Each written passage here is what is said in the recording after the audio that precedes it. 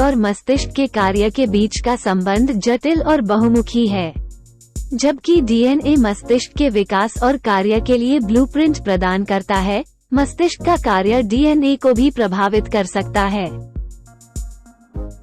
आइए देखें कि कैसे मस्तिष्क का कार्य डीएनए को प्रभावित कर सकता है। एपिजेनेटिक बदलाव। एपिजेनेटिक बदलाव डीएनए मॉलिक्यूल्स में परिवर्तन हैं जो अंतर्निहित जेनेटिक कोड को नहीं बदलते हैं, लेकिन ये बदलाव जीन एक्सप्रेशन को प्रभावित कर सकते हैं। ब्रेन फंक्शन विभिन्न तरीकों से एपिजेनेटिक बदलावों को प्रभावित कर सकता है, जिसमें तनाव, पर्यावरणीय कारक और अनुभव शामिल हैं।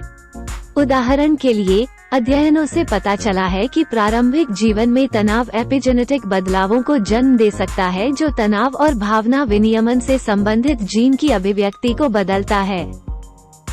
डीएनए मेथिलट्रांसफरेजेस (DNMTs) के रूप में जाने जाने वाले कुछ एंजाइम्स की क्रिया के माध्यम से मस्तिष्क का कार्य डीएनए बदलाव को प्रभावित कर सकता है। ये एंजाइम्स डीएनए मॉलिक्यूल पर विशिष्ट साइटों पर मिथाइल ग्रुप नामक एक केमिकल ग्रुप जोड़ते हैं, जो जीन अभिव्यक्ति को प्रभावित कर सकता है। अध्ययनों से पता चला है कि DNMT एक्टिविटी, स्ट्रेस, लर्निंग और मेमोरी और दवाओं या अन्य पर्यावरणीय उत्तेजनाओं सहित मस्तिष्क के कार्य से संबंधित विभिन्न कारकों से प्रभावित हो सकती है। उदाहरण के लिए, मस्तिष्क के कुछ क्षेत्रों में DNMT एक्टिविटी को बढ़ाने के लिए स्ट्रेस जिम्मेदार है, जिससे जीन अभिव्यक्ति में परिवर्तन होता है जो एंजाइटी या डिप्रेशन में योगदान कर सकता है। DNMTs के अलावा अन्य एपिजेनेटिक प्रभाव भी मस्तिष्क के कार्य द्वारा डीएनए बदलाव में भूमिका निभा सकते हैं। इनमें हिस्टोन बदलाव शामिल है, जिसमें सेल्स में डीएनए पैकेज करने वाले प्रोटीन में परिवर्तन शामिल है, और नॉन कोडिंग आरएनए मॉलिक्यूल, जो डीएनए या अन्य आरएनए मॉलिक्यूल्स के साथ मिलकर जीन अभिव्यक्ति को नियंत्रित कर सकते हैं। Neuronal activity. Neuronal activity DNA को भी प्रभावित कर सकती है। उदाहरण के लिए, अध्ययनों से पता चला है कि न्यूरोनल एक्टिविटी क्रोमैटिन स्ट्रक्चर में परिवर्तन ला सकती है, जो जीन एक्सप्रेशन और फंक्शन को प्रभावित कर सकती है। इसके अलावा, हाल के शोध ने सुझाव दिया है कि न्यूरॉन्स जेनेटिक मटेरियल, जैसे कि माइक्रोरनेस, मस्तिष्क में अन्य सेल्स को भी ट्रांसफर कर सकते हैं, जो उन सेल्स में जीन एक्सप्रेशन और फंक्शन को प्रभावित कर सकते हैं। अध्ययनों से पता चला है कि न्यूरोनल एक्टिविटी हिस्टोन एसिटिलट्रांसफरेजेस (HATs) नामक एंजाइम्स की गतिविधि को उत्तेजित कर सकती है। ये डीएनए से जुड़े हिस्टोन प्रोटीन में असीटिल ग्रुप्स जोड़ते हैं। इस मॉडिफिकेशन से जीन की अभिव्यक्ति में वृद्धि हो सकती है। इसके विपरीत, अन्य एंजाइम्स जैसे हिस्टोन डीएसेटिलेजेस (HDACs) असीटिल ग्रुप्स को हिस्टोन से हटा सकते हैं। इससे जीन की अभिव्यक्ति में कमी आती है। अध्ययनों से पता चला है कि HDAC एक्टिविटी को डोपामीन और सेरोटोनिन जैसे न्यूरोट्रांसमीटर द्वारा बाधित किया जा सकता है।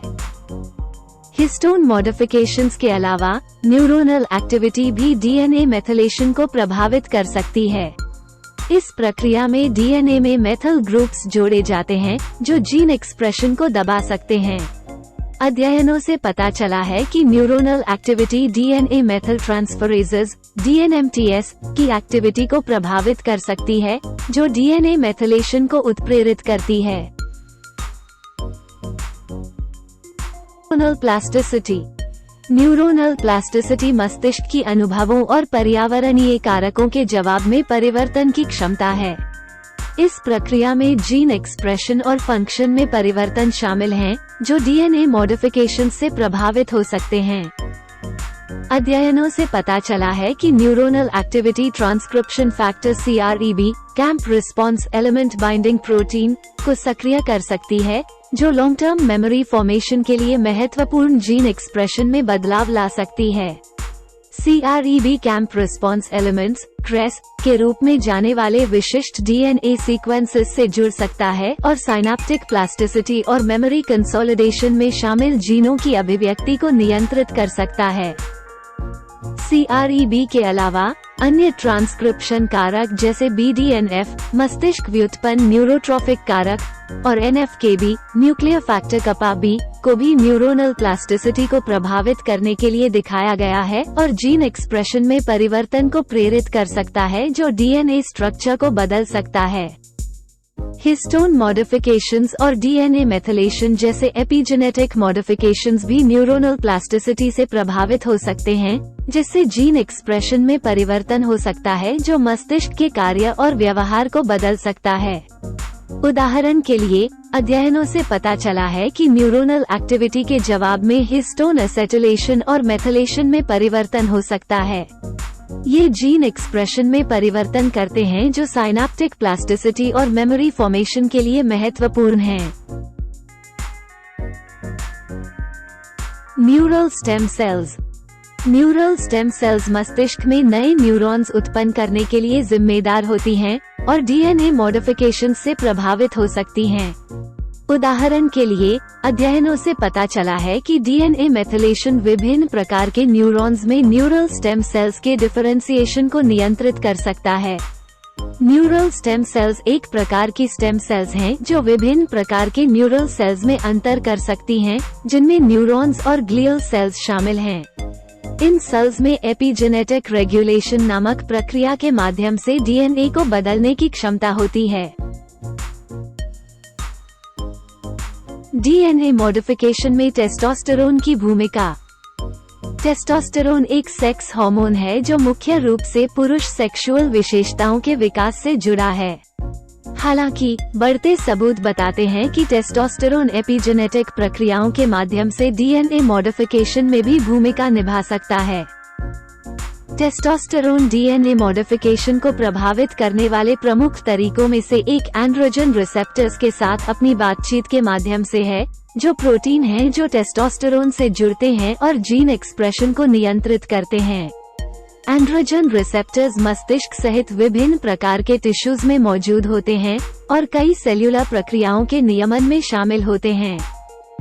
अध्ययनों से पता चला है कि टेस्टोस्टेरोन एंड्रोजन रिसेप्टर्स की क्रिया के माध्यम से जीन एक्सप्रेशन को नियंत्रित कर सकता है, जिससे DNA मेथिलेशन और हिस्टोन मॉडिफिकेशन में परिवर्तन हो सकता है। उदाहरण के लिए, अध्ययनों से पता चला है कि टेस्टोस्टेरोन उपचार से मस्तिष्क में DNA मेथिलेशन और हिस्टोन एसिटिलेशन में परिवर्तन होता है, जो साइनेप्टिक प्लास्टिसिटी और कॉग्निटिव फंक्शन से संबंधित जीन एक्सप्रेशन में परिवर्तन से जुड़ा है। टेस्टोस्टेरोन अन्य एपिजेनेटिक रेगुलेटर्स के साथ भी बातचीत कर सकता है, जैसे कि माइक्रोरनेस, जो स्मॉल नॉन कोडिंग RNAs हैं जो जीन एक्सप्रेशन को नियंत्रित कर सकते हैं। उदाहरण के लिए, अध्ययनों से पता चला है कि टेस्टोस्टेरोन उपचार माइक्रोरनेस की अभिव्यक्ति में परिवर्तन करता है, जो न्यूरोप्रोटेक्शन और साइनेप्टिक प्लास्टिसिटी से संबंधित जीन एक्सप्रेशन में परिवर्तन से जुड़ा है।